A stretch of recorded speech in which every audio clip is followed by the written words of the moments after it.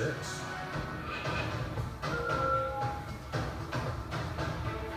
A Cathedral City woman who served her country in Iraq is now in the fight for her life, and she believes the military may be to blame. Tonight, the News Channel 3 I-Team investigation on a veteran who is battling cancer. I joined 6 months before 9/11. And Jennifer Kepner is proud of her service. In January of 2006, she went to Iraq. My job specifically was to keep the patients stable until they were able to get onto a higher echelon of care in Germany. It was difficult work and dangerous. The biggest hazard for us was mortar attacks. Her tour of duty lasted 5 months. She returned home, married Ben. They have 2 children, 9-year-old Adia and 2-year-old Wyatt. Keeps them busy. Whee! She's only 39 years old. Late July of last year, everything changed, it seemed, in an instant. I went really early in the morning, and by 10 o'clock, they had told me that there was a mass on my pancreas. Surgery would follow along with chemotherapy, and the fight was just beginning. I was on chemo for 4 months, and then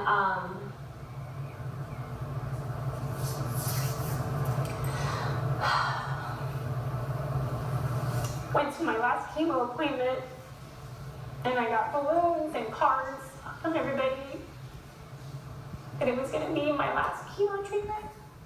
And so I had my scan done, and that's when they told me that the cancer had spread to the liver, and then I had over 20 lesions on my liver. More hospital visits, treatments, and a clinical trial would follow. Now, in the fight for her life, she asked why. Why would she have pancreatic cancer? It was my very first oncologist that I went to that brought it to my attention, and that's when the light bulb went off, and I went, oh my goodness, because I have no family history. Her doctor's conclusion was this: the open-air burn pit at Joint Base Balad, Iraq. A Department of Veterans Affairs training letter revealing that at the height of operations, hundreds of tons of waste per day, including plastics, styrofoam, petroleum products, human waste, and other items, were all burned with jet fuel. The plume of smoke wafting over the base in the prevailing winds. Local Congressman Dr. Raul Ruiz.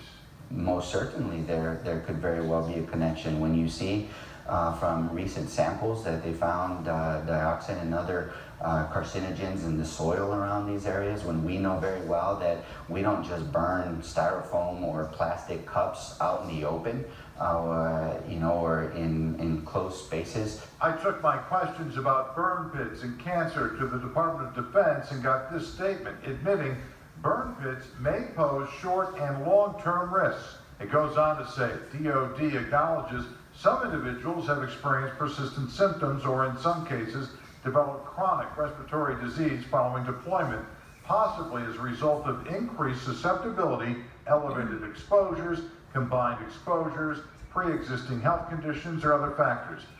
The full statement does not mention cancer. Veteran Amy Muller also served at Joint Base Balad. She passed away earlier this year after a 9-month battle with pancreatic cancer. Her husband believes the government is delaying and denying. Of course, when they did finally figure out what was wrong, it was already stage 3 and a really rough road ahead for her. 2 very similar stories, and now Kepner is trying to raise awareness. This is the Agent Orange of our vets, my generation of vets. This is the Agent Orange.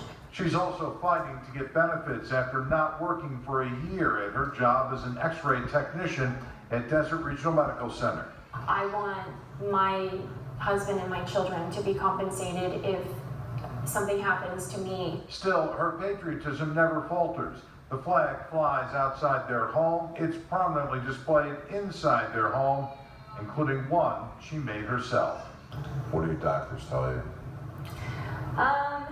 They're not God, but the doctors, anyone who has metastatic to the liver, they throw this, 6 to 12 months at you. But I don't believe that. I fight every single day, and I don't want to be part of that statistic.